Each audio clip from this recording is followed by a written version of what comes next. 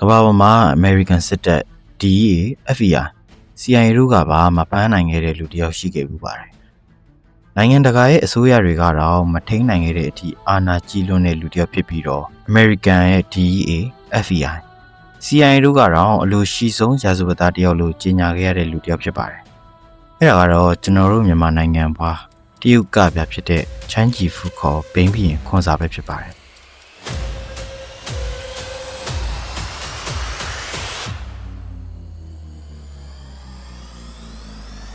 1934ခုနှစ်မြန်မာနိုင်ငံရှမ်းပြည်နယ်အရှေ့ပိုင်းဒေသမှာတောင်တန်းတွေထူထပ်ပြီးတော့တစ်တောတွေဖုံးလွှမ်းထားတဲ့တရုတ်နဲ့မြန်မာနယ်နိမိတ်ချင်းထိစပ်နေတဲ့ရွာလေးတွေရှိခဲ့ပါတယ်။အဲ့ဒီရွာမှာချမ်းကြည်ဖူလို့ခေါ်တဲ့ကလေးတစ်ယောက်ကိုဖခင်တရုတ်ယူနန်လူမျိုးနဲ့အမေဖြစ်သူရှမ်းလူမျိုးတို့ကမွေးဖွားခဲ့ပါတယ်။ချမ်းကြည်ဖူကိုမွေးဖွားခဲ့တဲ့ဒေသကနိုင်ငံဆိုတာကစာရွက်ပေါ်မှာပဲရှိပြီးတော့တကယ်အာဏာကတော့လက်နက်ကင်အဖွဲ့အစည်းတွေမှာပဲရှိတဲ့ဒေသတစ်ခုလို့ဆိုရပါမယ်။ချမ်းကြည်ဖူကတော့မြန်မာနိုင်ငံသားလည်းခံယူလို့မရတဲ့အပြင်တရုတ်နိုင်ငံသားအဖြစ်လည်းခံယူလို့မရတဲ့နိုင်ငံမဲ့လူတူဦးလည်းဖြစ်ပါတယ်။ချမ်းကြည်ဖူကြီးပြင်းခဲ့တဲ့1940ကာလတွေမှာတော့ရှမ်းပြည်နယ်ကစစ်ပွဲတွေအဆက်မပြတ်ဖြစ်နေတဲ့နယ်မြေဖြစ်ပြီးတော့ဂျပန်စစ်တပ်တွေကူမင်နန်တရုတ်စစ်သားတွေနဲ့ဒေသခံလက်နက်အဖွဲ့အစည်းတွေနဲ့အပြန်အလှန်စစ်တိုက်နေကြတဲ့အာဏာမဲ့တဲ့ဒေသတစ်ခုလည်းဖြစ်ပါတယ်။ချမ်းကြည်ဖူအတွက်ငယ်စဉ်ကလေးဘွားကကစားစရာဆိုတာကတနက်ကပြစ်လိုက်တဲ့ကြီးကွန်နေတာရှိပါတယ်။အသက်ရှင်ဖို့အတွက်ကအာဏာဆိုတာကိုနားလည်လာခဲ့တဲ့အရွယ်ဖြစ်ပါတယ်။ဒီရွယ်မှာစတင်ပြီးတော့တင်ယူခဲ့ရတဲ့အရာကတော့အသက်ရှင်ဖို့အတွက်အာဏာဆိုတာကိုနားလည်လာခဲ့ပါတယ်။ချမ်းကြည်ဖူအတွက်ဘွားကပေးတဲ့ပထမဆုံးသင်ခန်းစာကတော့အားနဲ့ရင်အသက်ရှင်လို့မရအောင်ဆိုတာပဲဖြစ်ပါတယ်။အသက်14-15လောက်ကိုရောက်တဲ့အချိန်မှာတော့ချမ်းကြည်ဖူကလက်နက်ကင်အဖွဲ့တွေကြားမှာအလုပ်လုပ်ဖို့အတွက်စတင်ဝင်ရောက်လာခဲ့ပြီပဲဖြစ်ပါတယ်။အစပိုင်းမှာတော့ချမ်းကြည်ဖူကိုစာရွက်စာတမ်းတည်ခိုင်းတာနဲ့အစားတောက်တည်ခိုင်းတာတရင်ပို့ဆောင်တဲ့နေရာတွေမှာဒါတောက်တူမရအဖြစ်အသုံးပြုခဲ့ပါတယ်။ဒါပေမဲ့ချမ်းကြည်ဖူကငယ်စဉ်တည်းကစကားပြောနေပြီးတော့တိတ်တဆိတ်နေတတ်တဲ့လူတစ်ယောက်ဖြစ်ပါတယ်။လူတွေကိုတိတ်ဆိတ်စွာလိလာတတ်ပြီးတော့ဘသူကအာဏာရှိတယ်ဘသူကအာဏာမြဲလဲဆိုတာကိုလည်းမြင်တတ်ပါတယ်။ချမ်းကြည်ဖူကငယ်စဉ်ဘဝတည်းကအရွယ်နဲ့မမျှတဲ့လောကနံရဲ့ရိုက်ခတ်မှုတွေကိုခံခဲ့ရတဲ့ကလေးတစ်ယောက်ဖြစ်တဲ့အတွက်ကလေးဘဝမှာတင်ကလေးနဲ့မတူတဲ့ရင်းချက်မှုတွေကိုရနေပြီပဲဖြစ်ပါတယ်။ချမ်းကြည်ဖူနားလည်လာတာကတော့ဒီဒေသမှာအာဏာဆိုတာကအစိုးရစီမှာမရှိပါဘူး။လက်နက်ရှိတဲ့သူတွေစီမှာပဲအာဏာရှိတယ်ဆိုပြီးတော့ခေါင်းထဲမှာစတင်မှတ်ယူလာပါတော့တယ်။1950အစောပိုင်းကာလတစ်ခုရှမ်းပြည်နယ်တောင်တန်းတွေမှာတော့ဘိန်းစိုက်ပျိုးမှုဆိုတာကအရင်ကတည်းကရှိပြီးသားစီးပွားရေးတစ်ခုလည်းဖြစ်ပါတယ်။ဒါပေမဲ့ဒုတိယကမ္ဘာစစ်ကာလပြီးတဲ့အခါမှာတော့အရင်ကပြည်တွင်းဈေးကွက်ကိုပဲအဓိကထားခဲ့ရကနေ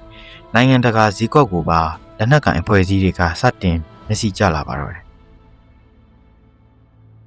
ချမ်းကြည်ဖူကဒီပြောင်းလဲမှုကြီးကိုသတိထားမိလာပါတယ်။ဘိန်းကနေပစံကနေလက်န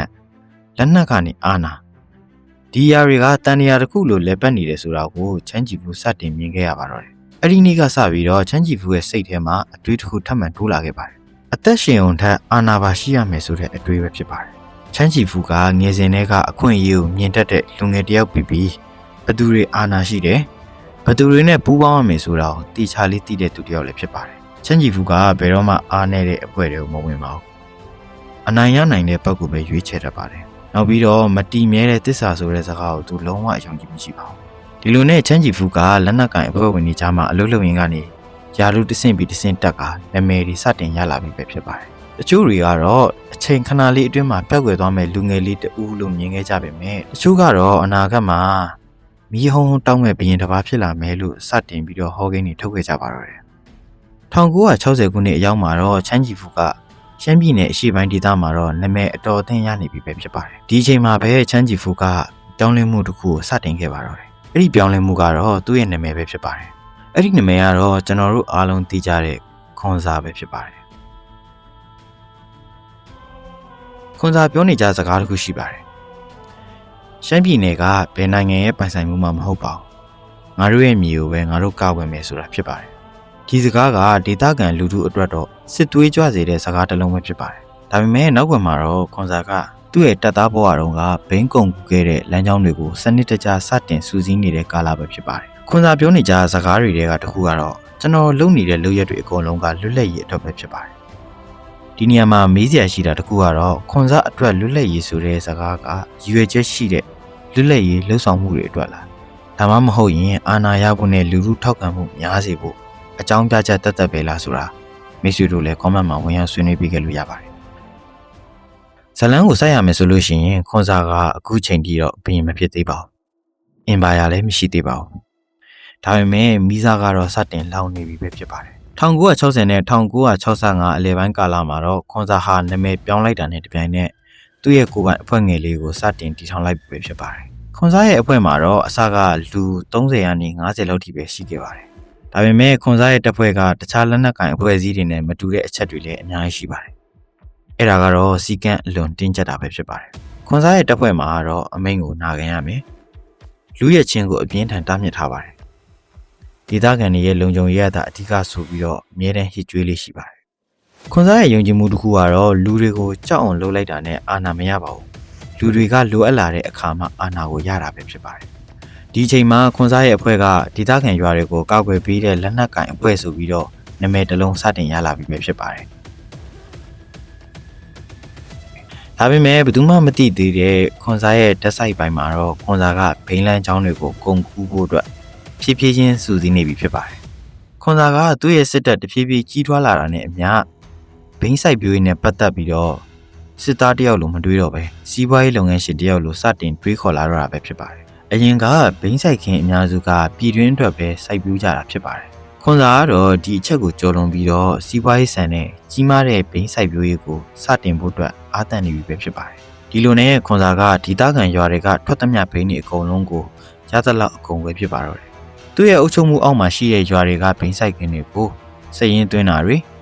ဘယ်ရွာကဘိန်းဘယ်လောက်ထွက်လဲဆိုတာတွေကိုအသေးစိတ်စတင်လုပ်လာခဲ့ပါတော့တယ်တစ်ဖက်မှာလည်းဘိန်းကုံကူးဖို့အတွက်လမ်းကြောင်းတွေကိုအသေးစိတ်အချိန်စရာတွေနဲ့ချိတ်ဆက်ပြီးတော့ဘိန်းကုံကူးဖို့အတွက်ကာကွယ်ရေးအဖွဲ့ကိုလည်းတည်တံ့ခွဲထားနိုင်တဲ့အထိခွန်စာရဲ့စစ်တပ်ကတဖြည်းဖြည်းကြီးထွားလာပြီပဲဖြစ်ပါတယ်ခွန်စာကဘိန်းစိုက်တဲ့သူတွေကိုဖိအားပေးတဲ့နီလန်တော့ဘယ်တော့မှမသုံးခဲ့ပါဘူးခွန်စာရဲ့ဘိန်းတွေဝယ်ဖို့အဓိကဝင်တွေကတော့ဘိန်းစိုက်ပြူတဲ့သူတွေကိုခွန်စာကကာကွယ်ပေးပါတယ်ဘိန်းစိုက်တဲ့သူတွေစီကနေစက်ကြီးအဖြစ်ပတ်စံပြန်လဲရရှိပါတယ်ရရှိတဲ့ပတ်စံနဲ့တဖန်ဘိန်းတွေကိုပြန်လဲဝယ်ယူပြီးတော့ကုန်ကူးခြင်းပဲဖြစ်ပါတယ်ဒီလိုနဲ့ဘိန်းစိုက်တဲ့သူတွေကအစိုးရထက်ခွန်စာကိုပုံမှုပြီးတော့ယုံကြည်လာကြတာပဲဖြစ်ပါတယ်မြန်မာအစိုးရအနေနဲ့ခွန်စာရဲ့တဖြည်းဖြည်းကြီးထွားလာတဲ့အင်ပါယာကိုစတင်တည်ထားမိလာပြီပဲဖြစ်ပါတယ်1960နောက်ပိုင်းကာလတွေမှာတော့မြန်မာစစ်တပ်ကခွန်စာရဲ့အင်ပါယာကိုပြိုချဖို့အထိကြိုးစားခဲ့ပေမဲ့တောင်တန်းဒေသတွေမှာလမ်းမရှိတဲ့အပြင်သတင်းအတိအကျလည်းမရပါဘူးရွှေတရိကန်ဒေသဖြစ်ပြီးတော့ဒေသခံတွေကပါခွန်စာဘက်ကရက်တီလာတာဖြစ်ပါတယ်ဒီစစ်စင်ရေးကမြန်မာစစ်တပ်အတွက်မဖြစ်နိုင်ဘူးဆိုတာကိုမြန်မာအစိုးရတွေကသိလာပြီဖြစ်ပါတယ်ခွန်စာကလက်နက်ဘယ်လိုပြင်ရမယ်ဆိုတာထက်လူတွေရဲ့စိတ်ကိုဘယ်လိုစည်းရုံးရမယ်ဆိုတာကိုပိုသိတဲ့လူတစ်ယောက်လိုလည်းပြောလို့ရပါတယ်ဒီလိုနဲ့ခွန်စာရဲ့အင်ပါယာကယုံကြည်လို့ရတဲ့အဖွဲ့အစည်းတစ်ခုအပြင်ဘိန်းမောင်ကိုအဖြစ်နဲ့အလွန်ကြောက်စရာကောင်းတဲ့အဖွဲ့အစည်းတစ်ခုဆိုပြီးတော့ပါနာမည်ကြီးလာခဲ့ပါပြီ1969ခုနှစ်မှာတော့ခွန်စာကသူ့ရဲ့အင်ပါယာကိုတရားဝင်အဖွဲ့အစည်းဆိုပြီးတော့အမည်စတင်ပေးလိုက်ပြီပဲဖြစ်ပါတယ် SUA Shan United Army ဆိုပြီးဖြစ်ပါတယ်အဲ့ဒီနေ့ကစပြီးတော့ခွန်စာကသူ့ရဲ့တပ်ဖွဲ့ကိုစစ်တပ်တစ်ခုအဖြစ်စတင်ပြောင်းလဲခဲ့ပါတယ်သူ့ရဲ့အဖွဲ့အစည်းအတွက်စစ်တပ်တစ်ခုမှရှိရမယ့်အင်္ဂါရက်နဲ့ပြည့်စုံအောင်အရာရှိအစဉ်အဆက်သတ်မှတ်တာတွေစီကံဥပဒေအတိအလင်းကျင့်ကြံတာတွေအခွန်ကောက်စနစ်တွေစတာတွေကိုပေါ်ပေါ်တင်တင်စတင်လှုပ်လာပြီပဲဖြစ်ပါတယ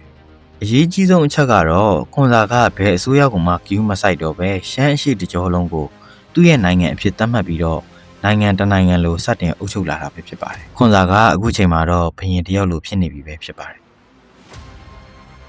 SUA ထင်းကျုပ်ထားတဲ့ဒေသတွေမှာဆိုလို့ရှိရင်တရားရုံးတွေအခွန်ရုံးတွေတိစောက်တဲ့အခြေအနေအထိကိုရောက်ရှိလာပြီပဲဖြစ်ပါတယ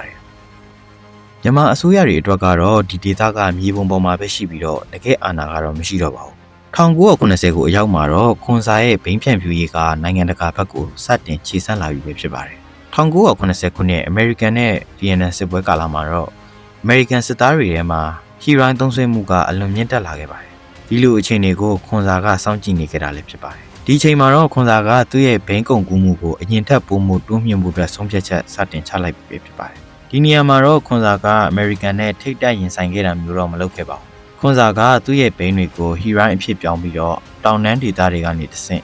မြင်းတွေကြီးတွေနဲ့အစပိုင်းမှာတော့ထိုင်းနိုင်ငံနယ်စပ်အထိပို့ဆောင်ခဲ့ပြီးတော့ထိုင်းနိုင်ငံကနေပြီးတော့သူ့ရဲ့အဆက်အသွယ်တွေနဲ့အာဏာပိုင်တွေနဲ့ပေါင်းပြီးတော့ရေချောင်းနဲ့လေချောင်းကိုအဓိကအသုံးပြုတဲ့အပြင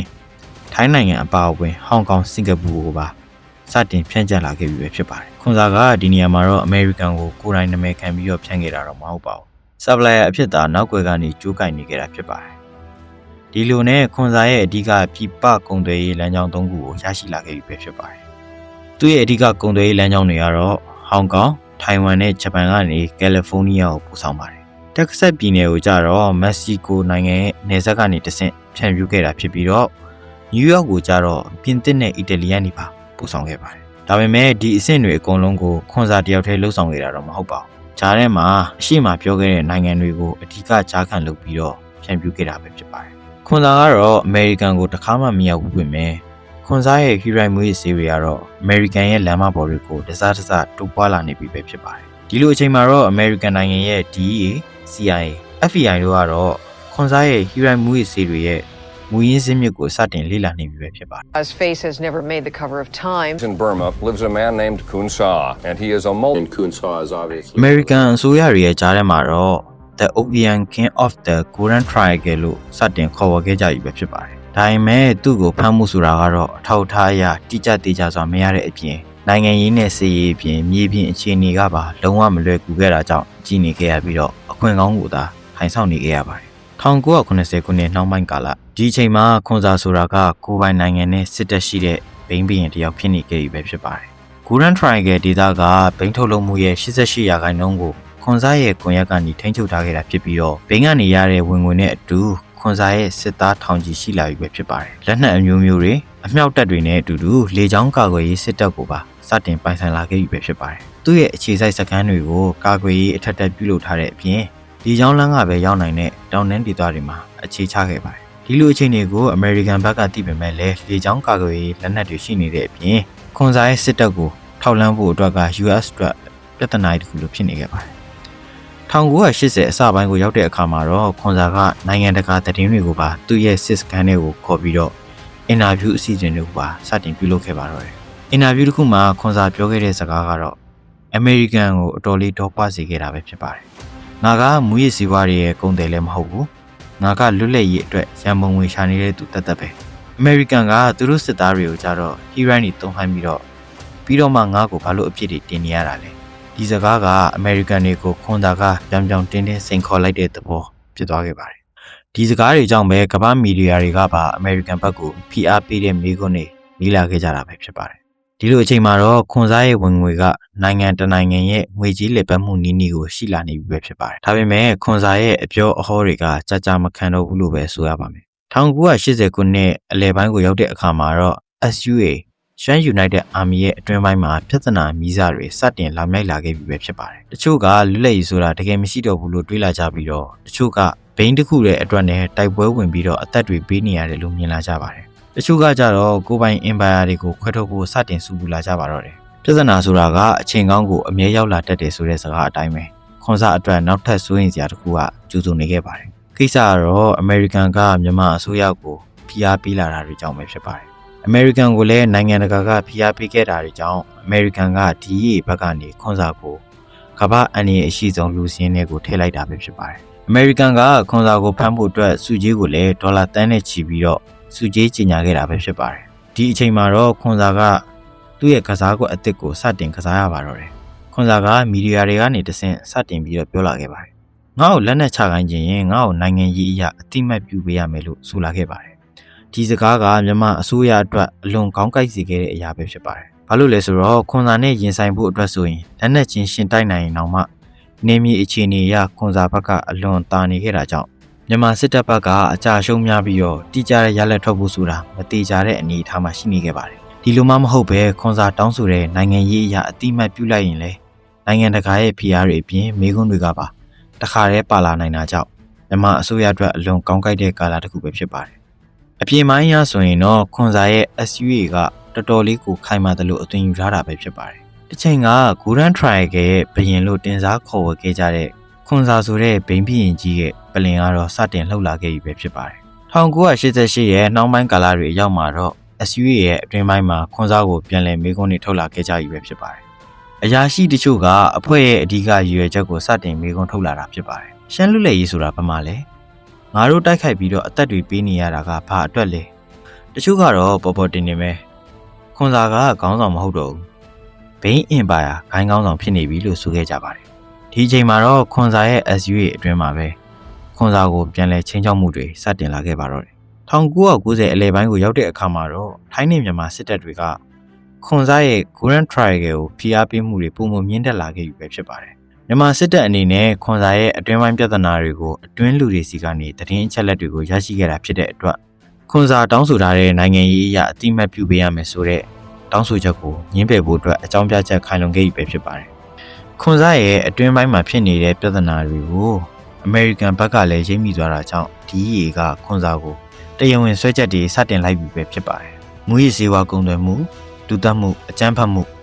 စတဲ့ဆွဲချက်တွေနဲ့အတူခွန်စာကိုဖမ်းပြီးတော့အမေရိကန်ကိုလွှဲအပ်ဖို့မြန်မာအစိုးရကိုဖိအားပေးလာခဲ့ပြန်ပါတယ်ဒီအချိန်မှာတော့ခွန်စာကသူမဖြစ်မနေဆုံးဖြတ်ချက်တစ်ခုကိုချခဲ့ရပါတော့တယ်အမေရိကန်လက်ထဲကိုရောက်သွားတဲ့ခွန်စာကတိမ်မိန်အပြင်အခြားမရှိဘူးဆိုတာသိကြဖြစ်ပါတယ်ဒီအချိန်မှာတော့ခွန်စာအတွက်နောက်ဆုံးကစားကွက်ကိုကစားရမယ့်အချိန်ဖြစ်ပါတယ်စစ်သားတယောက်လိုမစင်စားတော့ပါဘူးစီးပွားရေးသမားတယောက်လိုလည်းမစင်စားတော့ပါဘူးရိုးရိုးတာမန်လူတယောက်အနေနဲ့သာစဉ်းစားပါတော့တယ်ဘယင်တယောက်အတွက်အရေးကြီးဆုံးကနန်းတော်မဟုတ်ဘူးအသက်ပဲဖြစ်ပါတယ်ဒီစကားကခွန်စာပြောခဲ့တာပဲဖြစ်ပါတယ်1996ခုနှစ်အရောက်မှာတော့ခွန်စာကလက်နက်ချခဲ့ပါတယ်ခွန်စာရဲ့ SUA Empire ကြီးလည်းပြိုကွဲခဲ့ပြီးတော့ Grand Triangle လည်းအဆုံးသတ်ခဲ့ရပါတယ်အမေရိကန်ကဒါပေမဲ့ဂျင်းနှက်မှုမရှိခဲ့ပါဘူးဘာကြောင့်လဲဆိုတော့အမေရိကန်ကခွန်စာကိုဒီရေဘက်ကိုလွှဲအပ်ဖို့ဖိအားပေးခဲ့ပေမဲ့လည်းမြန်မာအစိုးရဘက်ကတော့ခွန်စာကိုလွှဲပြောင်းပေးခြင်းမရှိခဲ့ပါဘူးဒီနေရာမှာခွန်စာကမြန်မာအစိုးရနဲ့အပေးအယူတွေလုပ်ခဲ့ပါတယ်ခွန်စာကလက်နက်ချခြင်းမှာတော့ထောင်ကနန်းတောင်းကနန်းရှိတဲ့သူ့ရဲ့စစ်လက်နက်တွေကိုမြန်မာစစ်တပ်ဘက်ကိုပေးအပ်ခဲ့ပြီးတော့သူ့ကိုအမေရိကန်လက်ထဲမထည့်ဖို့သဘောတူညီခဲ့တာပဲဖြစ်ပါတယ်ဒီလိုနဲ့တစ်ချိန်ကဘရင်တဆူလိုနိုင်ငံတနိုင်ငံတည်ထောင်ပြီးစစ်တပ်တပ်ပါကိုပိုင်ဖွဲ့စည်းခဲ့တဲ့အလွန်ကြီးကျယ်ခမ်းနားခဲ့တဲ့ဘိန်းဘီရင်ခွန်စာရဲ့တပ်တန်းလဲကုံဆုံးခဲ့ပြီပဲဖြစ်ပါတယ်ဒီလိုနဲ့ခွန်စာကဘရင်ဘဝကနေတာမန်လူဒန်းစားဘဝကိုရောက်ရှိသွားခဲ့ပြီပဲဖြစ်ပါတယ်ခွန်စာကသူတစ်ချိန်ကအလုံးကြုံဆုံးဆိုပြီးတော့နေခဲ့တဲ့တောင်တန်းဒေသတွေကဥချိန်မှာတော့လုံခြုံမှုမရှိတော့တာကြောင့်ရန်ကုန်ကိုပြောင်းရွှေ့နေထိုင်ခဲ့ရပါတော့တယ်ရန်ကုန်မှာပဲခွန်စာကတာမန်စီးပွားရေးတွေလုပ်ခါမီဒီယာတွေရှောင်ပြီးတော့ဇက်မြုပ်နေထိုင်ခဲ့ပါတော့တယ်20ရာစုအရောက်2009ခုနှစ်မှာတော့ခွန်စာကအသက်ကြီးလာခဲ့ပြီဖြစ်တာကြောင့်ကျမကြီးလည်းအလွန်ကြာဆင်းလာခဲ့ပြီဖြစ်ပါတယ်။တစ်ချိန်ကဘရင်တဆူလိုရွှေခွက်နဲ့အရက်တောက်ခဲ့တဲ့ခွန်စာကအခုချိန်မှာတော့သူ့ဘေးမှာဘယ်သူမှမရှိတော့ပါဘူး။ဒီလိုနဲ့ခွန်စာက2009ခုနှစ်အောက်တိုဘာ26ရက်နေ့မှာတော့ရန်ကုန်ဆေးရုံကြီးမှာပဲစီးကျိုယောဂနဲ့နှလုံးယောဂတွေကြောင့်ကွယ်လွန်သွားခဲ့ရပါတယ်။ခွန်စာကနိုင်ငံမဲ့လည်းဖြစ်ခဲ့ပူပါတယ်။ဘရင်တဆူလည်းဖြစ်ခဲ့ပူပါတယ်လူတော်တော်များများရဲ့ဘဝကိုပြောင်းလဲပေးနိုင်ခဲ့တယ်လို့လူတော်တော်များများရဲ့ဘဝကိုလည်းပျော်ပျော်ကြီးဖျက်ဆီးခဲ့ပူပါတယ်။ဒါပေမဲ့သူ့ရဲ့နောက်ဆုံးခရီးမှာတော့ဒါတွေကပုံမြင်တစ်ပုဒ်လိုဖြစ်သွားခဲ့ပါပြီ။ဒါကတော့ရန်ကုန်ဆေးရုံကြီးရဲ့ထောင်ဆုံးကရင်ပေါ်မှာအသက်မရှိတော့တဲ့နန်းကျဘရင်တစ်ပါးခွန်စာရဲ့ဘဝဆက်ကြောင်းပဲဖြစ်ပါတယ်။မိတ်ဆွေတို့အမြင်မှာခွန်စာကခေါင်းဆောင်ကောင်းတစ်ယောက်လား။ဒါမှမဟုတ်ရင်အာဏာအတွက်အရာအလုံးကိုတုံးခဲ့တဲ့မွေးရရာစာတစ်ယောက်လားဆိုတာကိုကွန်မန့်မှာညှင်းခုန်သွားခဲ့လို့ရပါတယ်။ဒီဗီဒီယိုကမိတ်ဆွေတို့အတွက်အတွေ့တစ်ခုခုရခဲ့မယ်ဆိုရင်အခြားသူတွေကိုလည်းမျှဝေပေးခဲ့ပါဦးဒီဗီဒီယိုကနေမိတ်ဆွေတို့ကိုအတွေ့အမြင်သစ်တွေရလိမ့်မယ်လို့လည်းကျွန်တော်မျှော်လင့်ပါတယ်မိတ်ဆွေတို့အတွက်အကျိုးရှိစေမယ့်အကြောင်းအရာတွေကိုတင်ဆက်ပေးဖို့အတွက်နောက်ဗီဒီယိုမှာပြန်ဆောင်ကြပါမယ်အားလုံးကျေးဇူးတင်ပါတယ်